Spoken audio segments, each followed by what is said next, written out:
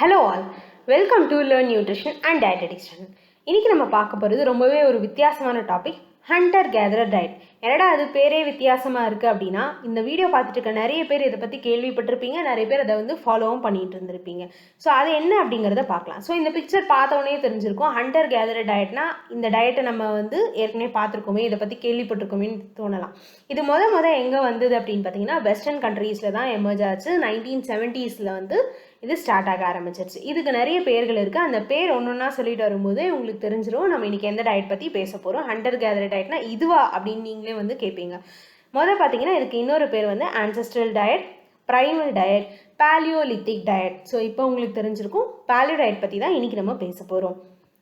Paleo டயட்னு ஏன் எல்லாரும் அது பின்னாடி போகிறோம் அப்படின்னா, நமக்கு ஜென்ரலாக என்ன, நம்ம ஆதி காலத்தில் இருந்த மனுஷங்கள், நம்மளோட முன்னோர்கள் பார்த்தீங்கன்னா நிறைய நாள் வாழ்ந்தாங்க, நோய் நொடி இல்லாமல் வாழ்ந்தாங்க, அவங்களுக்கு எந்த பிரச்சனையுமே கிடையாது அப்படின்னு நம்ம சொல்லிக்கிட்டு இருக்கோம். ஆனால் உண்மை அதுதானா அப்படின்னு பார்க்கலாம். இவங்களுக்கு லைஃப் ஸ்பேன் அதிகமாக இருந்தது நம்ம சொல்கிறோம். இன்னைக்கு இருக்கவங்களுக்கு லைஃப் ஸ்பேன் கம்மியாயிடுச்சு, இன்னைக்கு இருக்கவங்களுக்கு நிறைய நோய் நொடிகள்லாம் இருக்குது அப்படின்னு நம்ம சொல்லிட்டு இருக்கோம். இது எந்த அளவுக்கு உண்மை அப்படிங்கிறத பார்க்கலாம். ஈஜிப்டில் அப்புறம் மற்ற இடத்துல கலெக்ட் பண்ண மம்மீஸ் பார்த்தீங்கன்னா, கலெக்ட் பண்ணிவிட்டு அவங்கள டெஸ்ட் பண்ணியிருக்காங்க. அதுலேயும் பார்த்தீங்கன்னா ஒரு சில மம்மீஸ்க்கு திக்கண்ட் ஆர்ட்ரிஸ், அதாவது அத்ரோஸ்க்ளரோசிஸ் இருந்திருக்கு. எத்தனை மம்மீஸ்க்கு இருந்திருக்குன்னா, 137 மம்மீஸ்க்கு கலெக்ட் பண்ணதில் 47 மம்மீஸ்க்கு பார்த்தீங்கன்னா அவங்களோட செஸ்ட் பார்ட்டில் எக்ஸாமைன் பண்ணதில் அவங்களுக்கு திக்கண்ட் ஆர்டரிஸ் இருந்திருக்கு. அப்படின்னா அத்ரோஸ்க்ளரோசிஸ், ஹார்ட் ப்ராப்ளம்ஸ் இருந்திருக்கு அவங்களுக்கும். எப்படின்னா 40 வயசுக்கு மேற்பட்டவங்க தான் இந்த 47 பேரும். அப்போ 40 வயசுக்கு கீழே இருக்கிற ஒரு சில மம்மீஸோட எடுத்து பார்க்கும்போது அவங்களுக்கு பெருசாக ஆர்டரிஸில் எந்த ஒரு ப்ராப்ளமும் இல்லை. அப்போ அவங்க வேற ஏதோ ஒரு காரணத்தால் தான் இறந்து போயிருக்காங்க அப்படின்னு தெரிஞ்சிருக்கு. அப்போ அந்த காலத்தையும் அவங்களுக்கு ப்ராப்ளம்ஸ் இருந்திருக்கு, ஆர்டரிஸ் இருந்திருக்கு. இன்னைக்கு மாதிரி அன்னைக்கும் கொலஸ்ட்ரால் உடம்புல இருந்திருக்கு, அவங்க அதனால தான் இறந்தும் போயிருக்கிறான். அப்போது இது எதனால் பேலியோ டயட் ஃபாலோ பண்ணுறோம், அப்போ என்னதான் உண்மை அப்படின்னு பார்த்தீங்கன்னா, அது வயசு தான் காரணமே தவிர டயட் கிடையாது. ஸோ எல்லாருமே எந்த காலகட்டத்துக்கு போனாலும் 40 வயசுக்கு மேற்பட்டுனா நம்ம குறிப்பிட்டு நம்மளோட ஒரு சில விஷயங்கள் ஹெல்த்தில் கான்ஷியஸாக இருக்கணும். சின்ன வயசுலேருந்து ஹெல்த்து கான்ஷியஸ் இருக்கிறது ரொம்பவே நல்லது. அடுத்தது பார்த்தீங்கன்னா, நேஷனல் அகாடமி ஆஃப் சயின்சஸ் என்ன சொல்கிறாங்கன்னா, நம்ம என்ன நினச்சிட்ருக்கோம், பேலியோ டயட்டாக அப்படியே பச்சை காய்கறிகள், பச்சை இறைச்சி வகைகள் சாப்பிடணும், நம்ம ஆதி காலத்தில் இருந்த முன்னோர்கள்லாம் இப்படி தான் சாப்பிட்டாங்க அப்படின்னு சொல்லிட்டு இருக்காங்க. ஆனால் உண்மை என்ன அப்படின்னு பார்த்தீங்கன்னா, அது ரொம்ப ரொம்ப காலத்தில் ஒரு 10,000 BC முன்னாடி தான் பார்த்தீங்கன்னா அந்த மாதிரி இருந்தாங்க. பட் இப்போ அதுக்கப்புறம் பார்த்தீங்க அப்படின்னு பார்த்தீங்கன்னா, தானிய வகைகள், பீன்ஸு, பல்சஸ் இதெல்லாமே சாப்பிட ஆரம்பிச்சிட்டாங்க. ஆனால் நம்ம என்ன சொல்லிகிட்டு இருக்கோம்னா, இதெல்லாம் அவங்க சாப்பிடவே இல்லை, ரைஸ் எல்லாம் எடுத்துக்கவே இல்லை, அதனால தான் அவங்க ரொம்ப ஹெல்த்தியாக இருக்காங்க அப்படின்னு நம்மளாம் ரொம்ப ஓவர் எக்ஸாகரேட் பண்ணி இந்த பேலியோ டயட்டை பற்றி பேசிக்கிட்டு இருக்கோம். அப்போ ஏன் இந்த பேலியோ டயட்டை இன்றைக்கி நம்ம ஃபாலோ பண்ணுறோம், ஏன் நம்ம நேச்சுரல் ஒரு இயற்கையான விஷயத்தை தேடி போகிறோம், பேலியோ டயட்னு எங்கே பார்த்தாலும் ஏன் இருக்குது அப்படிங்கிற கேள்விக்கான பதில் பார்த்தீங்கன்னா, இன்றைக்கி ஃபார்மிங் அப்படின்னு சொல்லி நம்மளோட ஓவர் பாப்புலேஷனால ஃபார்மிங்கும் பார்த்திங்கன்னா அப்டேட் ஆகிட்டு இருக்கு. டெக்னாலஜிஸ் யூஸ் பண்ணுறோம். So genetically modified foods, different breeds. முன்ன பார்த்தீங்க அப்படின்னா, இப்போது ஒரு கேபேஜ் மட்டும்தான் இருந்திருக்கும். இப்போ அதுலேயும் பார்த்தீங்கன்னா வயலட் கலர் வருது, அதுக்கப்புறமா ப்ரக்கோலி இருக்குது, கேபேஜ் இருக்குது. இது எல்லாமே பார்த்திங்கன்னா ஒரு வகை மட்டும்தான் இருந்துக்கலாம், இல்லை 2 வகை இருந்துக்கலாம். ஆனால் அதில் நம்ம இன்னும் டிஃப்ரெண்ட் டைப்ஸை கொண்டு என்ன பண்ணுறோம்னா, ப்ரீட்ஸை புதுசாக உருவாக்கிட்டு இருக்கோம். ஸோ இதுதான் நம்மளோட ப்ராப்ளம்ஸ்க்கான காரணம். ஏன்னா ஒரு விஷயம் புதுசாக வருது அப்படின்னா அதுக்கு பெனிஃபிட்ஸும் இருக்கும், நெகட்டிவ்ஸும் இருக்கும். ஸோ அந்த மாதிரியான இஷ்யூஸ்னாலையும் வரலாம். இன்னொன்று, நம்ம நினச்ச நேரத்துக்கு நம்ம கைக்கு அந்த ஃபுட் வந்துடணும். நம்ம உலகத்தோட எந்த மூலைக்கு இருந்தாலும் இன்னைக்கு இருக்கிற கால சூழ்நிலையால் நம்ம என்ன பண்ணுறோம், எனக்கு இந்த ஃபுட்டு சாப்பிடணுன்னா நேராக ஒரு ரெஸ்டாரண்ட் போகிறோம், இல்லை வீட்டில் இருந்தே ஆர்டர் பண்ணுறோம், நம்ம வீட்டுக்கு வந்துடுது. ஸோ அப்போ அந்த ஓவர் பாப்புலேஷன் நம்மளோட தேவையினால என்ன ஆகுதுன்னா எல்லாமே அப்டேட் ஆகிட்டு இருக்காங்க, டெக்னாலஜி யூஸ் பண்ணுறாங்க. ஸோ இந்த டெக்னாலஜி யூஸ் பண்ணுறது அப்போ ஃபுல்லாக தப்பா, நம்ம டெக்னாலஜிலாம் விட்டுட்டோன்னா நம்ம எல்லாருமே ஆரோக்கியமாக மாறிடுவோம்னா, கண்டிப்பாக பஞ்சத்தினாலையும் பசினாலையும் நிறைய பேர் இறந்து போவாங்க. பிகாஸ் அதாவது யூட்டிலிட்டி அதிகமாக இருக்கும்போது நீங்கள் ப்ரொடக்ஷனை கம்மி பண்ணுறீங்கன்னா அந்த இடத்துல என்ன ஆகும், தேவையான நம்ம காசு இருக்குது வாங்கிடுறோம். அப்போ எளிய மக்கள் என்ன பண்ணுவாங்க, பசியில் இறந்து போவாங்க. ஸோ அப்போ அவங்களுக்கு ரொம்ப வந்து கரெக்டாகவும் கொடுக்கணும் அப்படின்னா இதுக்கு லிமிட்டேஷன்ஸை நம்ம கரெக்டாக ஃபாலோ பண்ணணும். ஓகே, இந்த ஒரு பெஸ்டிசைடா இதுக்கு இவ்வளோதான் லிமிட்டேஷன்னா எல்லாரும் அதை ஃபாலோ பண்ணணும் அப்படிங்கிற பட்சத்தில் மட்டும்தான் நம்மளால் வந்து ஒரு கரெக்டான ஒரு ஃபார்மிங் சிஸ்டத்தையோ இல்லை ஒரு பண்ணை வைக்கிறோம், சிக்கன் மட்டன்லாம் வைக்கிறோம் அப்படின்னா அவங்களுக்கு இந்த ஒரு குறிப்பிட்ட நியூட்ரியன்ஸ் ரிச்சாக அந்த கோழி கொடுக்கணும், வெயிட் இவ்வளோ தான் கெயின் ஆயிருக்கணுன்ற ரெஸ்ட்ரிக்ஷன்ஸ் நம்ம கொடுக்குறோம். அதை கரெக்டாக ஃபாலோ பண்ணும்போது நம்மளால் ஒரு நல்ல டயட்டை எல்லாருக்குமே கொடுக்க முடியும். பாலியோ டயட் இன்னைக்கு நம்ம எடுத்துக்கிறது பாலியோ டயட்டா அப்படிங்கிற ஒரு கொஸ்டினுக்கு பார்த்தீங்கன்னா கிடையாது. பாலியோ டயட்டுன்ற பேரில் நம்ம இஷ்டத்துக்கு சாப்பிட்றோம். ஆனால் என்னென்னா மினிமலி ப்ராசஸ்டு ஃபுட்டாக சாப்பிட்றோம், பெப்பர் போடுறோம், அப்புறம் வந்து பார்த்திங்கன்னா லைட்டாக ஸ்மோக் பண்ணுறது, லைட்டாக க்ரில் பண்ணிக்கிறது, இந்த மாதிரி வேலையெல்லாம் பண்ணிவிட்டு நம்ம பாலியோ டயட்டுன்னு சொல்கிறோம். அந்த காலத்தில் வந்து பாலியோ டயட் அப்படின்றது என்னென்னா ரொம்ப ஆதி காலத்தில் வந்து அவங்க வந்து அப்படியே பிச்சு அப்படியே சாப்பிடுவாங்க, எலும்பு எல்லாத்தையும் சாப்பிடுவாங்க. பட் நம்ம இன்னைக்கு என்ன பண்ணுறோம், இந்த போர்ஷன்ஸ் தான் சாப்பிடணும், இந்த ஒரு பர்டிகுலர் பார்ட் தான் சாப்பிடணும் அப்படின்னு சொல்லிக்கிட்டு இருக்கோம். லோ ப்ராசஸ்டு ஃபுட் எந்த அளவுக்கு பறித்து அப்படியே சாப்பிட முடியுது, இல்லை பறித்து அதை விற்கிறாங்கன்னா அதை இமீடியட்டாக வாங்கி சாப்பிட முடியுமோ அதை நம்ம எடுத்துக்கிறது தான் பாலியோ டயட் அப்படின்னு நம்ம சொல்லலாம். முக்கியமான இன்னொரு விஷயம் பார்த்தீங்கன்னா ஃபேட் மெயின்டெனன்ஸ். நீங்கள் வந்து அந்த காலத்தில் எப்படி வந்து இறைச்சி உணவுகள் எடுத்துக்கிட்டாங்கன்னா ஒரு 10-15 நாள் அலைஞ்சு திரிஞ்சு பொறி வச்சு அந்த ஒரு மிருகத்தை பிடிச்சி வேட்டையாடி அதை வந்து சாப்பிடுவாங்க. ஒரு சில நாள் அவங்களுக்கு சாப்பாடு கிடைக்கலனாலும் பட்னியாக இருந்து மேனேஜ் பண்ணிடுவாங்க. ஓகே, அப்போ அவங்களுக்கு எனர்ஜி எக்ஸ்பெண்டிச்சர் ஈக்குவலாக மெயின்டைன் ஆகிடுச்சு. ஓகே, இன்றைக்கி நம்ம என்ன பண்ணுறோம், உட்காந்துட்டே பாலியோ டயட் ஃபாலோ பண்ணுறோம். அப்போ உட்காந்துட்டே ஃபாலோ பண்ணும்போது நம்மளோட ஃபேட் இன்டேக்கில் ரொம்ப கான்சன்ட்ரேட் பண்ணணும்னு சொல்கிறாங்க ஸ்டடீஸில் எல்லாமே. ஏன்னா நம்ம செடென்ட்ரி லைஃப் ஸ்டைலில் இருக்கோம், அதனால தான் வெயிட் கெயின் ஆகணும். மறுபடியும் பாலியோ டயட்டில் நான் ஃபேட் அதிகமாக எடுத்துக்கிறேன் அப்படின்னு சொல்லிட்டு அதே எந்த ஒரு ஃபிசிக்கல் ஆக்டிவிட்டியும் இல்லாமல் நீங்கள் எடுத்துக்கும் போது உங்களுக்கு பெருசாக பாலியோவில் கூட எந்த எஃபெக்டும் தெரியாது. ஸோ நீங்கள் ஃபுட் இன்டேக் அந்த பாலியோவில் எடுத்துக்கிறீங்க அப்படின்னா அதில் ஃபேட் எடுத்துக்கிறீங்க அப்படின்னா ரொம்ப கான்சன்ட்ரேட் பண்ணணும். நீங்கள் போர்ஷன்ஸை வந்து கம்மி பண்ணலாம், குட் ஃபேட்ஸா இல்லை இந்த மாதிரி எந்த மாதிரியான ஃபேட்ஸ் எடுத்துக்கலாம், அதுக்கப்புறம் ஃபிசிக்கல் ஆக்டிவிட்டி எப்படி நம்ம இம்ப்ரூவ் பண்ணணும், இது எல்லாமே சேர்ந்து நீங்கள் பாலியோ ஃபாலோ பண்ணும்போது உங்களால் வெயிட்டை வந்து மேனேஜ் பண்ண முடியும்.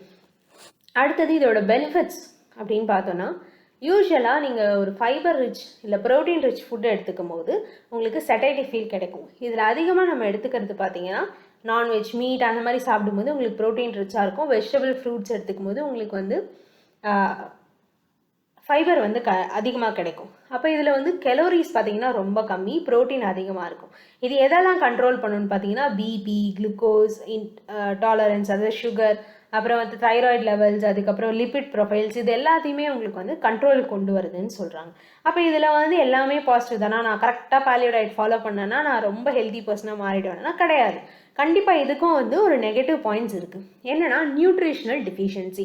நீங்கள் எடுத்துக்கிற எல்லா உணவுலேயும் எல்லா விதமான நியூட்ரியன்ஸும் இருக்கானா கிடையாது. ஏன்னா நீங்கள் என்ன பண்ணுறீங்க, கார்ப்ஸே கம்மி பண்ணுறீங்க.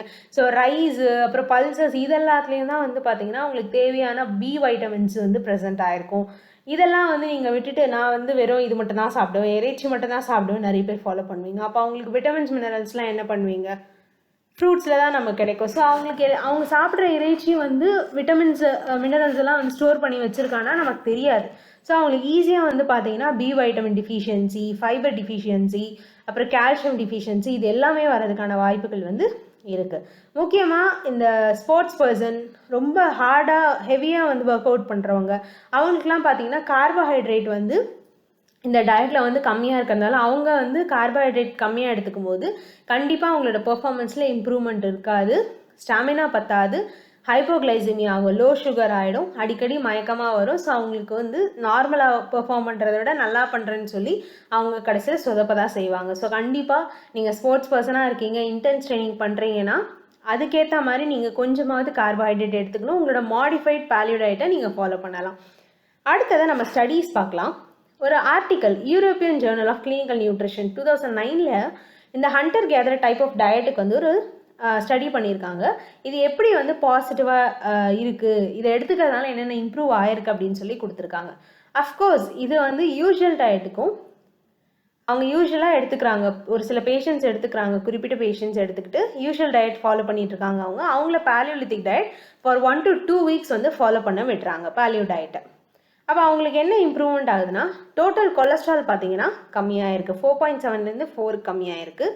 சேம் எல்டிஎல், விஎல்டிஎல், ட்ரைக்ளிசரைட்ஸ், இது எல்லாமே வந்து ரெடியூஸ் ஆகிருக்கு. குளுக்கோஸ், இன்சுலின், ஃபாஸ்டிக் லெவல்ஸும் வந்து பார்த்தீங்கன்னா கண்ட்ரோல் ஆகிருக்கு. அப்போ இது எல்லாமே வந்து நல்லா தானே இருக்குது. 2 வீக்ஸ்லேயே இவ்வளோ சேஞ்சஸா? அப்போ நான் கண்டிப்பாக இதை வந்து ஃபாலோ பண்ணுவேன், நான் நிறைய நாள் இதை ஃபாலோ பண்ணுவேன், இது என்னால் முடியும் அப்படின்னு நீங்கள் நினச்சிங்கன்னா கண்டிப்பாக உங்களால் முடியாது. ஏன்னா உங்கள் வீட்டில் நீங்கள் மட்டும்தான் பேலியோ ஃபாலோ பண்ணுறீங்கன்னா எவ்வளோ நாளைக்கு ஃபாலோ பண்ண முடியும்? நீங்கள் ஒரு ஆர்டர் பண்ணுறீங்க அப்படின்னா அந்த இடத்துல நீங்கள் பேலியோ ஃபாலோ பண்ண முடியாது.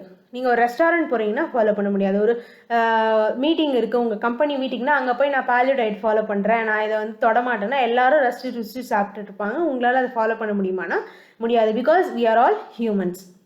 அப்போ அந்த இடத்துல உங்களால் ஃபுல்லாக ஃபாலோ பண்ண முடியாது. இன்னொன்று, ஒரு ஸ்டேஜுக்கு அப்புறம் எந்த ஒரு விஷயமே நமக்கு திகட்ட ஆரம்பிச்சிடும். ஸோ பேலியோவும் அப்படி தான். பச்சை காய்கறிகளாக பச்சை இறைச்சியாக நீங்கள் சாப்பிடும்போது ஒரு ஸ்டேஜுக்கு அப்புறம் உங்களால் என்ன பண்ண முடியாதுன்னா உங்களோட கோலை நீங்கள் ரீச் பண்ணிட்டீங்க. அப்போ வெயிட் லாஸ் தான் உங்களோட கோல் அப்படின்னா அதை நீங்கள் ரீச் பண்ணிட்டீங்கன்னா அதுக்கு மேலே உங்களுக்கு ஃபாலோ பண்ணுறதுக்கு தோணாது. இதுதான் ஹியூமன் நேச்சர். ஸோ உங்களுக்கு தொடர்ந்து ஃபாலோ பண்ணுறதுனால என்னென்ன ப்ராப்ளம்ஸ் அப்படின்னா அதுக்கான டேட்டா என்னங்கிறத நம்ம நெக்ஸ்ட் ஸ்லைடில் பார்க்கலாம்.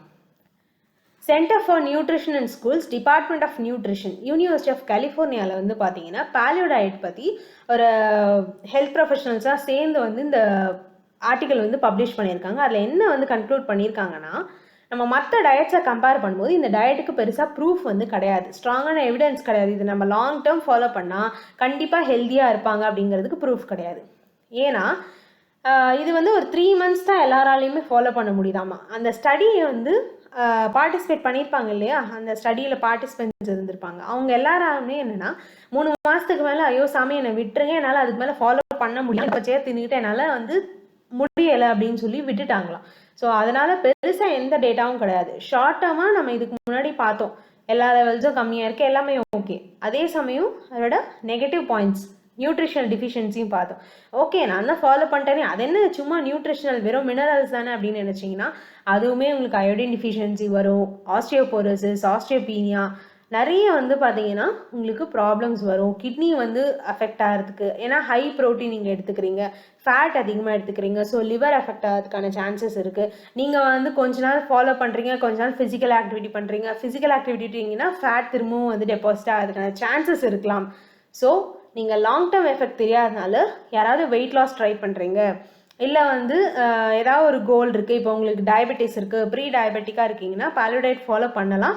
பட் ஸ்டில் அந்த கைடன்ஸில் நீங்கள் ஃபாலோ பண்ணலாம். ஷார்ட் டேர்மாக ஃபாலோ பண்ணுங்கள், மேக்ஸிமம் 3 months, அதுக்கு மேலே நீங்கள் போகாதீங்க. ஏன்னா லாங் டேர்ம் எஃபெக்ட்ஸ் என்ன அப்படிங்கிறது யார்கிட்டையும் எந்த ஸ்ட்ராங்கான ப்ரூஃபும் கிடையாது. அண்ட் இன்னொரு விஷயம் வந்து இந்த பேலியோ டயட் ஃபாலோ பண்ணுறவங்க வந்து ஸ்ட்ரிக்டாக அதை ஃபாலோ பண்ணுங்கள். நீங்கள் நடுவில் வந்து மாற்றி பண்ணிகிட்டு இருக்கீங்க அப்படின்னா அது உங்களுக்கு இன்னுமே வந்து பார்த்திங்கன்னா வெயிட் லாஸ் பண்ணுறதுக்கு பதிலாக வெயிட் கெயின் ஆகிறதுக்கான சான்சஸ் வந்து அதிகமாக இருக்குது. ஸோ இந்த வீடியோ உங்களுக்கு பிடிச்சிருக்கு அப்படின்னா லைக் பண்ணுங்கள், ஷேர் பண்ணுங்கள், மறக்காமல் சப்ஸ்கிரைப் பண்ணுங்கள். தேங்க்ஸ் ஃபார் வாட்சிங்.